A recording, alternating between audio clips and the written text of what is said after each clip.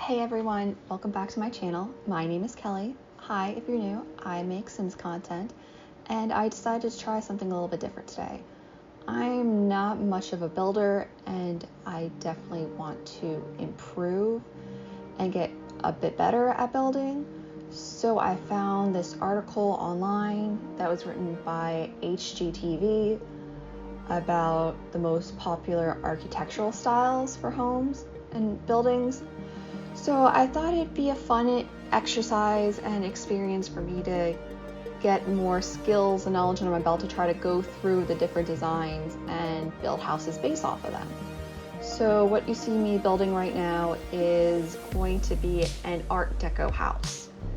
And I chose to build in San Myshuno just because Art Deco is associated like with 80s Art Deco in Miami and the bright colors and the neon, and also with New York City with the 1920s and 30s. I leaned more into the 80s neon, but I think there is a good mix in between. I did start over, as you already saw. I'm still trying to get the hold of how to use curved walls. It's not the easiest. But I did want to have like curved walls as it is a big elemental style of Art Deco. Same with flat roofs, which I kind of think made it a little bit easier for me. Roofing is not my specialty, so having a flat roof to start off was comforting. Maybe not the curved walls; those got a little confusing, and you'll see how it ended up. Anyways, so yeah, I'm just trying to add like the detailing trimming around the roof. I guess that trick worked. Something new I had to learn. And the outside of the building's typically known for having rounded corners and like bold exterior decorations. So I was trying to keep that in mind too. I also made a little like inspiration sheet of Art Deco houses and interior. So I was kind of trying to use that. There was one house I found that was pink. I'm assuming it was probably in Miami, and that was one of my main inspirations. And I was trying to get different textures for the walls and the outside exterior. It was kind of difficult because of color matching, because none of the swatches in The Sims 4 really align with the same color, but I'm glad if I kind of went with the paneling on some sections and more of a flat surface on the others. What really drove me insane with this build was the windows. Just trying to get them to line up and look nice, and I wanted them to kind of look like a unit, and with the curved wall it was a little hard because then you're limited to what windows you can use anyways, and I don't know, I don't like it when the windows are at different levels, so I probably took a little too long with that. Part of why I'm trying this new technique of recording is I don't have a lot of time through the week to record, and I was like, oh, let me just build something and get my recording and then just do a voiceover. That'll probably be easier. It's not. I don't know what to say sometimes, so I'm trying here, guys. Hopefully this is good. Also, I look like a goblin troll when I wake up in the morning, so I'm alright with not being on camera. The doors, I actually had a lot of fun with. I chose the one with the wood slats. I thought that looked really cool because it gave it more of a geometric style. And I liked the doors that I used in the interior too because they had like diagonal lines, but you'll see those later. But yeah, windows and doors I think are one of the hardest parts for me building because I can kind of get a grasp of a room and how to put stuff, but windows and doors are difficult. I really didn't know what to do in the center of the building. I wanted some type of decorative piece, but it was hard kind of trying to figure out what exactly I wanted to put there and how to balance everything. And I don't know, I just feel like windows and doors sometimes look like a face, and I don't want my building to look like a face, so that's a common problem I run into. I liked the triangle windows a lot. I thought those were really pretty. I like those large windows with the squares. I think I probably would use a different singular window going back through. Oh, I love that back door too. But it is what it is. I think it turned out good. I do think I found another window later on, but I didn't want to go through the hassle of changing all the windows. So I left it the way it is. I added some trimming to the side and I bumped it up on a little platform for the house and built an outdoor deck. I don't know if Sims would be able to get on and off of that deck, or if I need a little staircase. I was kind of thinking about putting like another platform, but that's a little above my area of expertise, so I'm not gonna do that yet. Maybe I'll add staircase if it's needed. And I started with the shrubs and the plants outside, but I didn't quite finish it. I come back to it. I just kind of get an idea. Landscaping's definitely not my strongest either. There's a lot of non-strong parts of me building. That's why I'm doing this challenge, to get a bit better. And I added a staircase in the middle too. I wanted like a big statement staircase. I thought that'd be cool and kind of like blend the two styles together of Art Deco that there are. Looking back, I wish I made this space a little bit smaller, like the house itself a bit smaller. I didn't realize how large I made exterior until I got in and realized how much space I had to use up. So it's definitely more of a mansion than a nice little cozy family home. I think I did an okay job breaking up the space. It was a little hard trying to think about how to utilize the space with the curved walls, because you can't really put cabinets on them or anything really on the curved wall, or like a counter there would look weird too. I tried a lot of different flooring as well, just to try to get an idea of what would look best, and just kind of like messing around a little bit to find the right placement. I wanted the space to look big and open, and I didn't fully furnish the house, which you're gonna end up seeing, but I wanted it to kind of have the essentials that you typically have when you actually move into a house instead of completely pre-made. I tried an archway at first, but I wasn't really satisfied with it. I loved the pink walls. I think that worked. But I definitely tried different columns and trying to get the archway. I know I used a larger wall size too, which I think helps with the opulence, but I liked the arch better. And I liked how, even though I think that one's from Jungle Adventure, I like how it has the little tiles in it that kind of break it apart. I went very vibrant with the colors in the house. That was more inspired by the 80s Art Deco movement with all the bright neons, and I wanted to use bright colors. I didn't use neons for all of them. The green's more of like, it's not neon green. You'll see, but I really like that, the wall paneling, like the accenting with the green I did. I thought that was really cool.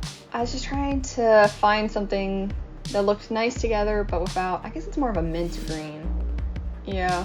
So I wanted the big and bright colors of the 1980s, but I wanted to blend it more. I didn't know if it should be more of like a inspired 1980s Art Deco, like you move into a house and it was made around that timeline, so it has some of the elements. I love that wall tiling though. That was my favorite. And these doors, I love those with the diagonal wooden slats. That was beautiful. I love those so much. Upstairs, I had a lot of difficulty just because of the shape. It was basically a giant box, and me trying to break up the space and make sense with a giant staircase was a little hard. I kind of ended up on the idea of the downstairs was more of like a formal entertaining area, and the upstairs is more of the lived-in area. So there are 3 bedrooms and 3.5 baths in total in this house. There is like a study or like a little den area as well I added, so you could technically make it a 4th bedroom if you'd want, but this house was too large. I should have made it a little bit smaller, and I'm glad I found a place to put those columns. I do change the color of it. I was trying to add more bright colors and everything just to kind of tie the style together, but I kept like the doors and stuff a little bit more neutral and muted just so it wasn't too crazy. Some of the wall paneling I used, I think was more 1920s and 30s inspired. That's why I used more of it, but more of in the 1980s color palette for at least what we had. I had a lot of experimentation, trial and errors with the windows in the front 2 bedrooms. No one wants a bedroom without a window, so I was trying to find what would look good there and still keep with the styling on the outside, and especially because I wanted to make like a statement piece on that side, so I was trying to think of what would work and look good. I'm pretty happy with my choices of the wallpaper and the wall paint, and I'm glad I found these like vertical wooden slats. I think it comes with City Living. I thought those actually ended up looking really cool. I just had to change my ideas. Oh yeah, and I put that on the side. I like that. I thought it was a very nice touch, the little white, it's almost like a lattice type design. I thought that looked cool. But the vertical slats worked well. I did have to change the windows a little bit. I tried the horizontal ones. I didn't like that. But you never know until you try things out to find whether or not if it works. I found the right size vertical lines, and then I realized those little windows looked absolutely terrible. So I put more of a large bay window that would be broken up by the panels. You'd definitely need curtains if this was realistic, because otherwise your entire bedroom's on display. I made a little garden box underneath it, and I was trying to use similar plants and foliage around there. I'm not good at landscaping. I was trying really hard. I don't know, it's where I feel like I struggle the most. I mean, I know there's a lot of areas I could use improvement for, and I think landscaping really ties a lot together, and I want to get better. If you have any tips for landscaping, please let me know, because that is definitely an area I want to improve as well. I don't know, I just made like a crazy little bundle of bushes on the side, and I was trying to add enough trees to kind of give it enough foliage, because it is a pretty big lot. So, and then I do know the little trick with the landscape paint underneath to make it look more like dirt. So my idea with styling this place, or furnishing it really, is I didn't want to fully furnish the house. I kind of wanted it more, if you had moved in, what would actually be in the house. So like counters, bathroom stuff, things that you don't really take with you. This video would have ended up being so very long if I fully furnished it, and this took me long enough to record. It's going at a very fast speed. That's the only reason why it doesn't seem to be that long. I also use those little lights that I personally love, because you can actually bright enough to see everything, and then when I actually put in the real lighting, I kind of more hit it. There's a few places where I decided, like in the hallway, to keep them as it makes sense with the build. But it was a lot. Yeah, I had trouble with the counters, or the cabinetry. I had a lot of trouble with the cabinetry and trying to figure out what would look best in the space, because it was a large wall, and you can't really put kitchen counters on a curved edge. I love that little triangle one though. I'm really glad I used that on the side. I think that does kind of fit more with the Art Deco style. There will be lots of cabinets, so I hope they have a step stool or a really tall person living there. I feel like upstairs I struggled a bit more, just because I didn't know what I would 100% put in there.